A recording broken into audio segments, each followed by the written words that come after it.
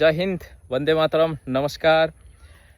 প্রথমেই অনেক অনেক সবাইকে শুভকামনা, শুভেচ্ছা। অনেক প্রতিকূলতা, অনেক কিছু পেরিয়ে পশ্চিমবঙ্গ থেকে আলটিমেটলি যে অরাজকতা সরকার ছিল সেখান থেকে আপনারা মিটে এক সুশাসনের সরকারকে আপনারা আনতে পেরেছেন, এর জন্য অনেক অনেক ধন্যবাদ। আজকের ভিডিওটা আমরা আলোচনা করবো অ্যাকচুয়ালি অন্য একটা বিষয় নিয়ে। আজকের পুরো ভিডিওটা মেন পারপাস হচ্ছে এডুকেশন। তো এডুকেশনের উপরে কিভাবে পলিটিক্স কভার করে নিয়েছে এই বিষয়টা নিয়ে আমি একটু কথা বলতে চাই, যেটা আমার প্র্যাকটিক্যাল এক্সপিরিয়েন্স, সেটাকে থেকেই আমি বলবো। এবং এটা থেকে কিভাবে আমরা বেরিয়ে আসতে পারি তার জন্য পুরো পশ্চিমবঙ্গবাসীকে কাজ করতে হবে। শুধু ভোট দিয়েই আপনার যে আমি ভোট দিয়ে দিয়েছি আমার কাজ শেষ না, আপনাকে অনেক কাজে লেগে থাকতে হবে। আমি যদি আমার জেলাটা দেখি পূর্ব মেদিনীপুর পুরো পশ্চিমবঙ্গে শিক্ষার হারে সব থেকে বেশি এগিয়ে ছিল, আছে এবং ফিউচারেও থাকবে। এবং যদি আমাদেরকে এটা করতে হয়, শুধু পশ্চিমবঙ্গ নয়, এটা আমাদের পুরো পশ্চিমবঙ্গে করতে হবে। আর স্পেশালি আমি পশ্চিমবঙ্গ, আমাদের পূর্ব মেদিনীপুর, আমাদের ময়না ব্লকে যারা রয়েছে কার্যকর্তা, এনাদেরকেও আমি যেটা বলতে চাই, শিক্ষাক্ষেত্রে এতটা পরিমাণে রাজনীতিকরণ হয়ে গিয়েছিল যেখানে শিক্ষার কোনো সঠিক মহল অ্যাকচুয়ালি ছিল না। সাথে সাথে শিক্ষার মধ্যে তো যে পরিমাণে জিহাদি মানসিকতার ঝলক দেখতে পাওয়া গিয়েছিল সেটা তো আপনারা সকলেই অবগত আছেন। আমি যেটা বলতে চাচ্ছি, দেখবেন পশ্চিমবঙ্গের প্রত্যেকটা কলেজে, যেটা আপনার টিএমসি ছাত্র পরিষদ থেকে শুরু করে এরা যেভাবে কবজা করেছিল, এবং কলেজের যে একটা শিক্ষার যে এনভায়রনমেন্ট, শিক্ষার যে বাতাবরণ থাকবে, সেই শিক্ষার বাতাবরণটাকে পুরো কলুষিত করে দিয়েছিল। আমি যদি আমার ময়নার কথা বলি, এক সময় ময়না কলেজ যখন আমি ভর্তি হয়েছিলাম, আমি ভর্তি হয়েছিলাম ঘুষ ফুস বিভিন্ন ধরনের মাধ্যমে এরকম করেছিলাম। আমি কলেজে 1 বছর ছিলাম, তারপরে কলেজকে আমি ছেড়ে আবার তমলুকে যাই। বর্তমানে আমি এখন ব্যাঙ্গালোরে এসবেসা ইউনিভার্সিটিতে আমি এখন ওখানে আমার একটা বিষয়ে পড়াশোনা চলছে আর কি। তো আমি কিন্তু ডিফারেন্সটা দেখছি আমাদের স্টেটের, আমাদের রাজ্যের শিক্ষার কোয়ালিটি, এখানে করার যে ক্যাম্পাসের যে এনভায়রনমেন্ট, এবং বাইরে এটা কর্ণাটক, সেখানের যে এনভায়রনমেন্ট, দুটোর মধ্যে কিন্তু অনেকটাই পার্থক্য, যেটা কখনো কল্পনা করা যায় না। এই জন্যই বলে না, বাইরে আপনার ম্যাক্সিমাম যারা হায়ার এডুকেশনের জন্য বাইরে কেন চলে যাচ্ছে, শিক্ষার যে এনভায়রনমেন্ট যা কিছু সেগুলো টোটালি আলাদা। আর এর উপরে টোটাল পলিটিক্সের একটা, আমাদের ওয়েস্ট বেঙ্গলে প্রত্যেকটা কলেজ থেকে শুরু করে বিভিন্ন জায়গাতে যে পরিমাণে রাজনীতির একটা গ্রাস হয়ে গিয়েছিল না, শিক্ষার জায়গাটাকে পুরো শেষ করে দিয়েছিল।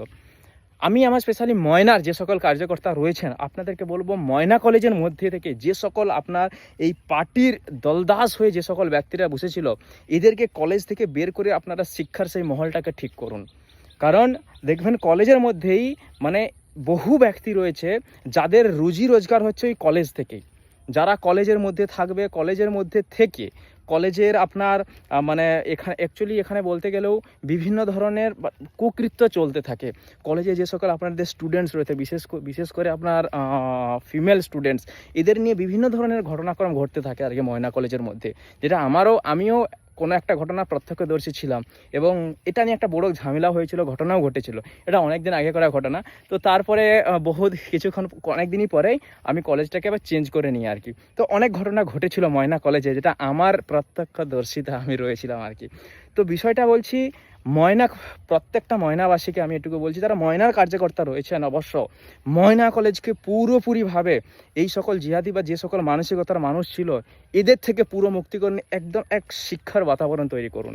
এবং সাথে সাথে আমি আমাদের পূর্ব মেদিনীপুরে যারা জেলার নেতৃত্ব রয়েছেন প্রত্যেকের কাছে রিকোয়েস্ট থাকবে, এবং সাথে সাথে করে যখন আমাদের সরকার আসলে তো আশা করি অনেক কিছু পরিবর্তন হবেই। সাথে সাথে অলরেডি আমাদের অনেক কার্যকর্তা শুরু হয়ে গিয়েছে।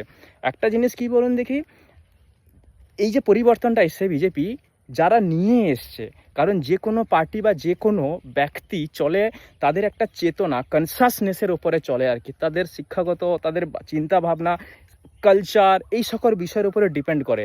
তো হিন্দু যারা রয়েছে বা যারা বিজেপিকে সাপোর্ট করে এই ধরনের ব্যক্তি বা নেতৃত্ব রয়েছে, এদের চিন্তাধারা, কালচার, অ্যাক্টিভিটি সম্পূর্ণ কিন্তু আলাদা হয়, যেখানে এডুকেশান এগুলো ন্যাচারালি থাকে আর কি। কিন্তু আদার সাইড যদি দেখতে হয়, আপনার যে গভর্নমেন্ট এতদিন ছিল, এদের এখানে শিক্ষা বা এ সকলগুলোর কোনো কিন্তু প্রশ্নই ছিল না। এগুলোকে পুরো শেষ করে দাও, কারণ এরা যাদের হাতে সত্তা বা যাদের হাতে পাওয়ারটা তুলে দিয়েছিল, রাজ করেছিল যে সকল জিহাদিদের হাতে, তাদের তো এডুকেশনের কোনো মতলবই নেই, কিছুই ছিল না।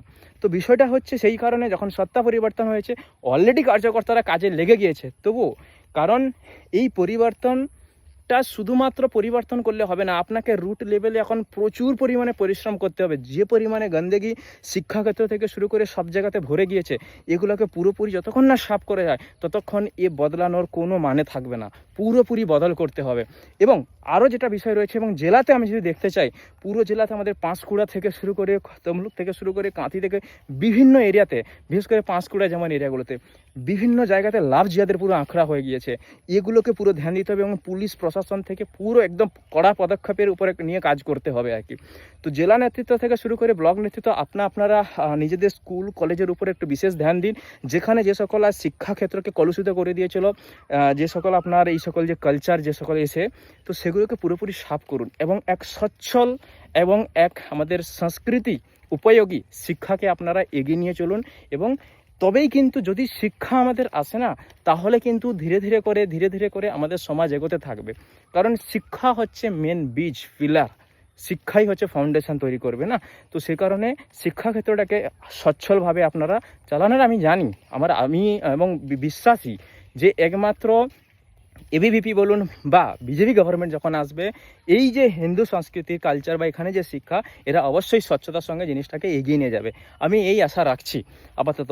তো এই ভিডিওটার উদ্দেশ্য ছিল যে আপনারা, আমাদের যত কার্যকর্তা রয়েছে বা যারা রয়েছেন পুরো জেলাতে, পুরো রাজ্যতে শিক্ষাক্ষেত্রে যে পরিমাণে আজকে টিএমসি থেকে যে পরিমাণে কলুষিত করে দিয়েছিল মহলটাকে, সেটাকে মুক্ত করুন, মুক্ত করে শিক্ষাঙ্গনে, শিক্ষা প্রাঙ্গণে এক সচ্ছল শিক্ষা ব্যবস্থা স্থাপন করুন।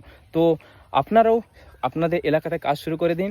আমি আশা করব আপনারা সকলেই এই বিষয়ের সাথে একমত হবেন। যদি আপনাদের এই বিষয়ে আরও কোনো আপনার বক্তব্য থাকে, অবশ্যই কমেন্টে জানাবেন।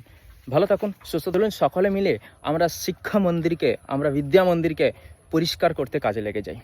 জয় হিন্দ, নমস্কার।